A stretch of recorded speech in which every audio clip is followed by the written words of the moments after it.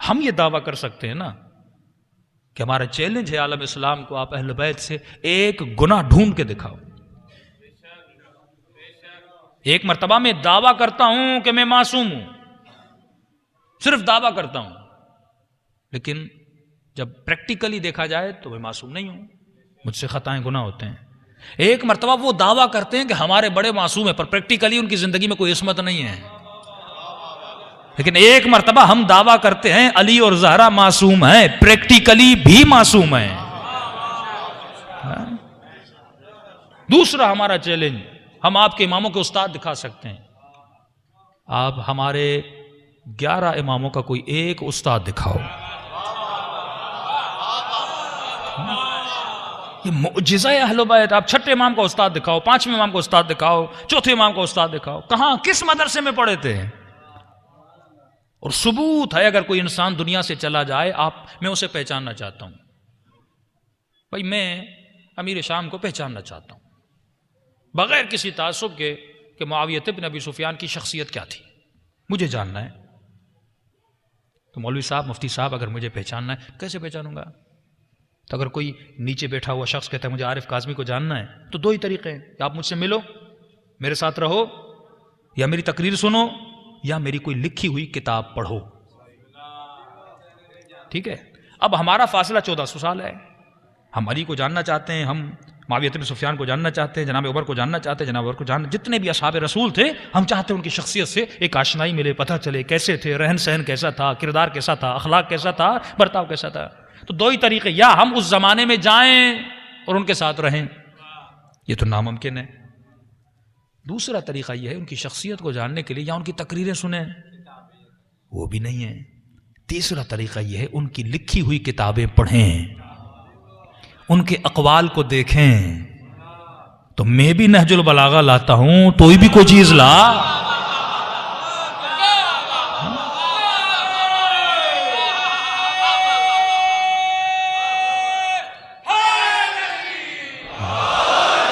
ایک ٹاپک اختیار کرتے، مثلا ٹاپک اخلاق، میں اخلاق کے بارے میں اپنے تمام تر ائمہ کے اقوال لاتا ہوں کہ معصوم نے کیا فرمایا، انسان اخلاق کیسے حاصل کرے، میں بھی لاتا ہوں، تو بھی لا۔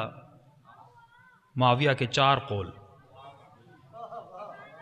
یہ سمپل بات ہے، اس میں تعصب تو ہے نہیں۔ آپ بتائیے کہ جناب معاویہ ابن ابی سفیان نے بتایا ہو کہ اگر انسان کو اخلاق مند ہونا ہے تو یہ کرے، آپ لائیے۔ اچھا، میں صبر پہ اپنے معصومین کی سینکڑوں روایات لاتا ہوں کہ انسان کو صابر کیسا ہونا چاہیے۔ ہاں، آپ جناب حضرت عثمان کے 40 قول لاؤ۔ ہاں، خدا سے کیسے بات کرنی ہے،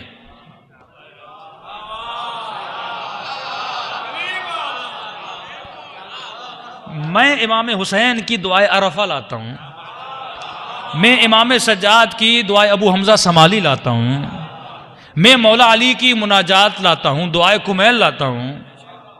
آپ بھی حضرت عمر کی کوئی دعا لائیے۔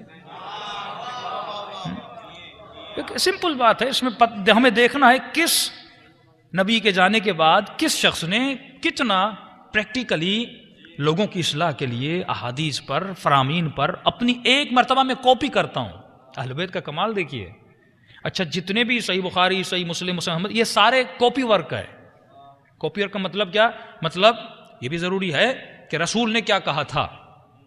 اب پھر سندیں دیکھی جاتی ہیں، ضعیف ہے، قوی ہے، اس میں بہت جھوٹ بھی ہے، جھوٹی روایتیں بھی گھڑی گئی ہیں، لیکن کافی سچی بھی ہیں کہ رسول خدا نے کیا کہا تھا، مثلا طب کے بارے میں، انسان کے بارے میں، اخلاق کے بارے میں، یہ سب کچھ۔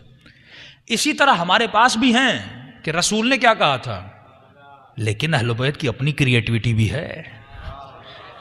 ہم یہ بھی بتاتے ہیں کہ علی نے خود کیا کہا تھا، حسن نے اپنے سے کیا کہا تھا، حسین نے اپنے سے کیا کہا تھا، اپنی علمیت بھی۔ ایک مرتبہ میں صرف کاپی ورک کرتا ہوں۔ کاپی ورک کون سی بڑی بات ہے؟ آپ نے بات کہی، میں نے آپ کی بات لکھی اور فلاں تک پہنچائی، میں وسیلہ بنا، میرا کون سا کمال ہے اس میں؟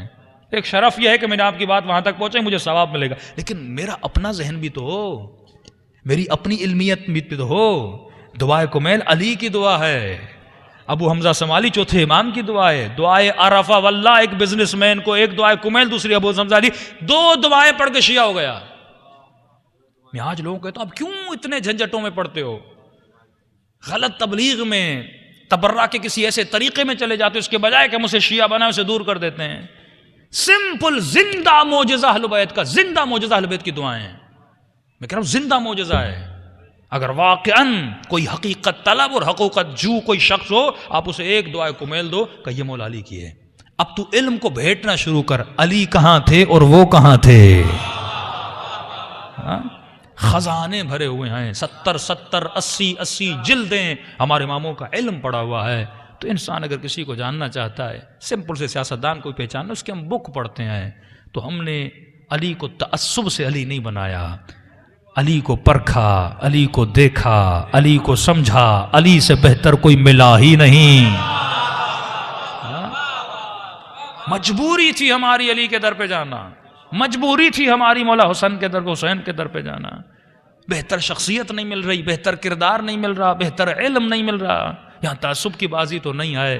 اے انسان، تجھے اپنی قبر میں جانا ہے، نہ کسی مولوی کی نہ کسی مفتی کی. اگر شعور کو بیدار کر دونوں چیزوں کو پڑھ، فرق ظاہراً واضح ہو جائے گا. صلوات پڑھے محمد و آل محمد.